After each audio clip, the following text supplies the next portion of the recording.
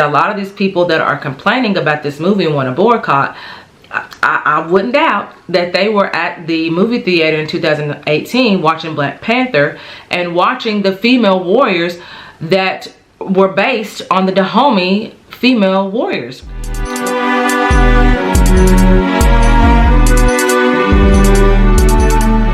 So you know I had to come on here and talk about this controversy that is going on with the Dahomey King right now. The Dahomey King came out on Friday. The controversy did not start over the weekend. This controversy actually started when the trailer came out, but the controversy continues. So a lot of people know what the controversy is about. There might be some that have no idea what the issue is about this movie, and so that's what we're going to be talking about in this video today. All about the Dahomey King, all about the kingdom that is being portrayed in this movie, and all of that is going to be covered in this video, including my opinion about all of it. So let us get to it. The Dahomey Kingdom was a West African kingdom. It was situated in what is now modern day Benin. It was a coastal kingdom, which means that this is one of the kingdoms where the slave trading pretty much took place. And it was a very prosperous and a very large kingdom. Now, there were a lot of kings that were a part of the Dahomey Kingdom, but the one that's pretty well known, or the one that I'm going to be talking about, was the one that was portrayed in the movie, and that was Gizo. And Gizo, it was a king that pretty much took the Dahomey Kingdom to the very next level by focusing on the military aspect and also getting involved in the slave trade. His whole purpose was to expand the kingdom and to increase the economic growth, and to also make sure that there was no other kingdoms that were conquering him. And so he did get involved in the slave trade. He made a lot of money out of the slave trade, and that was his way of continuing on to keep his kingdom alive, to keep his people taken care of. Now, the Dahomey Amazon warriors were the all-female warriors that the movie was talking about. The Dahomey warriors was actually warriors that were comprised of men and women, but when you're talking about the female warriors, they're sometimes referred to as the Dahomey Amazon warriors. And the female warriors actually had their own unit. They had their own female command, just like it showed in the movie. They were very fierce warriors. They trained these females very young, and they compared these female warriors to the lifestyle of a Spartan. If you know anything about Spartans, you know that they train the boys very early on in order for them to be fierce warriors when they grow up, and that's the same type of military mentality that the female warriors were doing also in the Dahomey Kingdom. Now, the Dahomey female warriors were there to protect the king and protect the kingdom. They were not able to marry. They were not able to have relations with men. They were not able to have children. Their allegiance was to the king and to the kingdom. And so that was their whole purpose, of making sure that he was safe and making sure that the kingdom was safe as well. Zora Neale Hurston wrote a book called The Barracoon, and she interviewed a man named Cujo Lewis, and Cujo actually went into detail about his encounter with the Dahomey Amazon soldiers, the Dahomey Amazon warriors.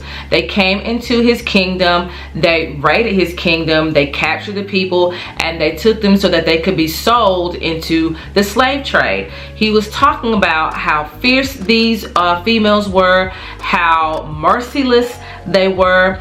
They were decapitating heads, they were killing people, and we see that kind of also being portrayed in the movie as well, as far as decapitating the enemies, practicing being able to decapitate the enemies.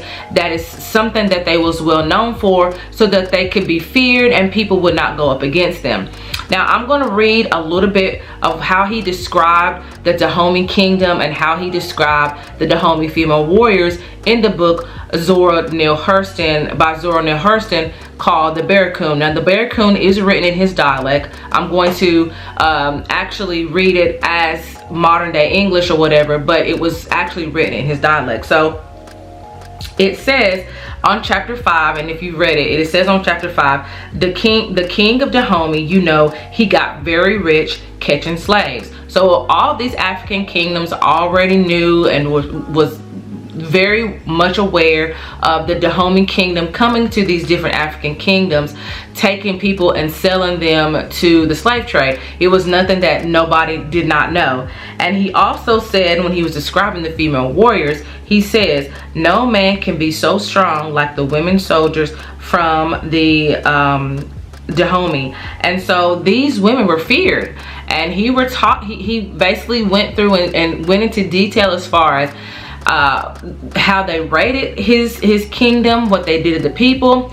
And so these women were very feared in the kingdoms, and people knew not to mess with these female warriors because more than likely it was not going to be a good outcome for them. So the question remains, really, are people really having a good reason for this movie to not be shown, for it to be boycotted, issues with the movie, and so forth and so forth and so forth. So a lot of people are talking about that this movie is glorifying the slave trade, and that since the Dahomey Kingdom participate in the slave trade, I guess there should be no movie about them. So let's get into kind of the slave trade situation. I think people need to realize that there's a lot of intricacies surrounding the slave trade. It was not just a cut and dry type of situation. There were a lot of African kingdoms that did not participate in the slave trade, but there were some that did participate in the slave trade. The Dahomey Kingdom participated in the slave trade, I feel like, in order for them to not be conquered by other African kingdoms. I think they wanted to continue to grow. I think they knew that the slave trade was going to bring them a lot of money, and with a lot of money they were able to, of course, purchase more resources. They were also able to purchase guns and gunpowder as well, trade and get this gun and gunpowder so that they can continue to protect their kingdom and continue to protect their people. Before Gizo decided to participate in the slave trade, the Europeans actually had been going back and forth with them for some time for them to participate in the slave trade.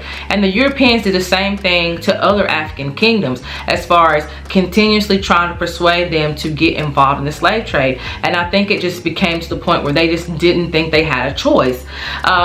And so that's what they ended up doing. Now, when people say that the African kingdoms sold their people, I think people are still stuck on this notion that the African civilizations were a homogeneous civilization, and it was not. You had different kingdoms, you had different people, you had different dialects, you had different ethnic groups. And so when they were enslaving these people, they were not enslaving what they considered to be their people. And they talked a little bit about this, or they kind of hinted at this in the movie, when Naniska, which is played by Viola Davis, was basically saying to the king, hey, you know, let's not participate in the slave trade anymore. And so he, in so many words, were saying, these are not our people, so what is the problem? And so she was like, I know these are not Dahomey people, but they are still our people. So what she was meaning by that is, even though they are not Dahomey or from the Dahomey Kingdom, these are still within the civilizations that we know, the kingdoms that we know, and these are outsiders. And so we should not have outsiders coming in and taking and purchasing people that are from these different kingdoms, and we should not be aiding in that. And I think that Viola Davis really kind of added that piece into the movie, because I think she knew there was going to be some backlash about it, and I think she felt like, well, if I put that in there, maybe that would ease the backlash a little bit, to see that, hey, I know that this is what was going on and with this kingdom, and this is kind of how I'm going to address it. But as you can see, it just wasn't good enough for a lot of people, and so the issue still stands. Now my question is, what do people think that the African kingdoms are supposed to do? There were some African kingdoms that did not participate in the slave trade, and they still conquered those kingdoms and took those people as slaves anyway.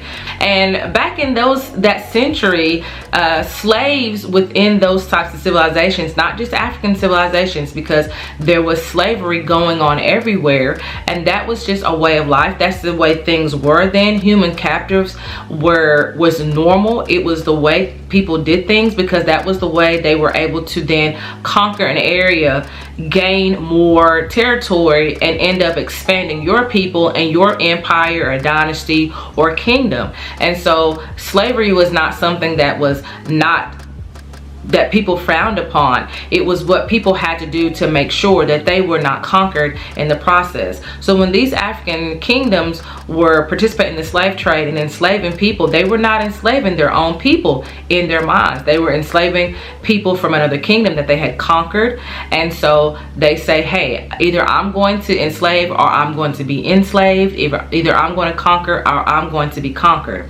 So I think that kind of is their mentality. I don't know if people would have had an issue with this movie if Viola Davis would have told the whole story about the Dahomey Kingdom, if she would have included the actual them participating in the slave trade and all that other kind of stuff, if there had been an issue. I don't think that if the issue is really that the movie is about that they were participating in slave trade, I really don't see that being an issue, considering that we have shows and movies that glorify a lot of things within the Black community that a lot of people don't think that needs to be glorified. For example, there is the very well-known movie out there called not movie but very known TV show out there called Power. And Power, as you know, I was watching Power, never miss an episode. And even though we know that the drug life is not a life that we need to be glorifying or we need to be romanticizing, we still was watching the show. And I know that I was not the only one that was rooting for Ghost, even though I know that his lifestyle in real lifetime it's not a great lifestyle to be a part of. I mean, we all know that, but at the same time it's entertaining and we're going to sit there and watch it. So I think with this particular movie or this particular situation, I don't know if she would have told the whole story, if people would look at it like they do these types of TV shows that also seem to glorify very negative activities that happen in the world that we see now as entertainment. So I don't really know if what the issue is, if it's the issue because she didn't show all the story, or the issue is that she made them seem as though they were these wonderful women that didn't do anything wrong. And I just don't think that's what she was trying to do. I think she really was trying to shed light into a history that many people don't know anything about. Whether or not they participated in the slave trade or not, they still were a fierce, all African female warriors, and there was none of that going on during that time, and there's none that has gone on since. And there's a book actually by a woman named Pamela Toller that is called The Women Warriors, and she talks about different warriors that women were a part of, and the Dahomey tribe, the Dahomey warriors were mentioned in that book as well. So these female warriors were very well known during that time, but a lot of us did not know that. And so it's important that we learn the history, whether the good or the bad. And I think that Viola did her job. I think that people are talking, people are going out there reading, people are discussing, and they're coming up with their own viewpoints about the Dahomey Kingdom. And I think that's important. Showing this movie, or for her to be putting this movie on Hollywood, that takes away the fact that they participated in the slave trade. The other thing I would like to say about this is that a lot of these people that are complaining about this movie and want to boycott, I wouldn't doubt that they were at the movie theater in 2018 watching Black Panther and watching the female warriors that were based on the Dahomey female warriors. The warriors that were protecting Black Panther, they based the warrior group off of this Dahomey kingdom that they're talking about. So if you were in 2018 talking about how fierce these women were, had the, walking around in the African print dresses and going to the movie and Wakanda and it all throughout the movie or whatever, and now they're giving you the story of these of what these the fierce warriors were based off on, and now all of a sudden you have a problem with them and you want to boycott the movie. I'm hoping that those same people will not be attending the Black Panther 2 movie that will be coming out in November, because that does not make any sense. You cannot say it's okay in Black Panther and then have a problem with Viola Davis letting you know this is the real story. This is really, this is who these women are. are. Take it or leave it. I mean, it is what it is. I think it's important that whether good or bad, we learn our history. One thing about with African American history, a lot of times we don't know it. I watched the movie. I thought it was a good movie. I think that you know, if you knew about the Dahomey tribe beforehand, I don't think it would have been an issue. I think you would have been like, oh, okay. I think that maybe people wish that she would have delved a little deeper into it. I think that's probably what the main issue is, and she didn't do that. She gave y'all an introduction into these women warriors, and you can go and do the rest of the homework yourself. And so that's what people were doing, and so that's a good thing. So yeah, that's my 2 cents on it. I am Michelle Mazelleغ. Thank you all for watching. Make sure that you like and subscribe, and I will see you all in the next video. Bye.